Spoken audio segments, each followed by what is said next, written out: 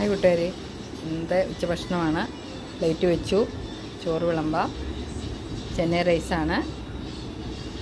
ഇന്നിപ്പോൾ സ്പെഷ്യൽ നമുക്ക് ശകലം സാമ്പാറാണ്. സാമ്പാറും രാവിലെ ശകലം ചെറിയ മത്തി കിട്ടിയായിരുന്നു, അപ്പോൾ അതും കൂടെ മുളകിട്ടത്. കുട്ടികളെല്ലാം വെക്കേഷൻ നാട്ടിലൊക്കെ പോയിരിക്കുന്നതുകൊണ്ട് തന്നെ ഉള്ളൂ.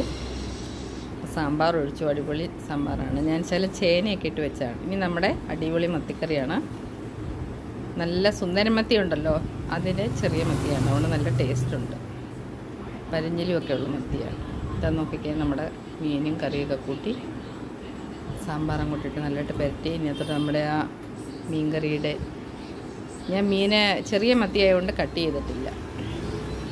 മീനങ്ങോട്ട് അടത്തി ചോറിലോട്ട് വെച്ച് ആഹാ അടിപൊളി. ഇനി സാമ്പാറിനകത്ത് നമുക്ക് ചേനയാണ് ഇട്ടിരിക്കുന്നത്, അപ്പോൾ അത് കൂടെ ഇട്ട് പുരട്ടിയാൽ നല്ല ടേസ്റ്റായിരിക്കും. അപ്പോൾ കഴിക്കാൻ തോന്നില്ല പെട്ടെന്ന്. എന്താ ചേനയാണിത്, അതോട്ട് പുരട്ടുമ്പോൾ നമ്മൾ കപ്പയും ചോറും ഒക്കെ കഴിക്കുന്ന കൂട്ടിരിക്കും.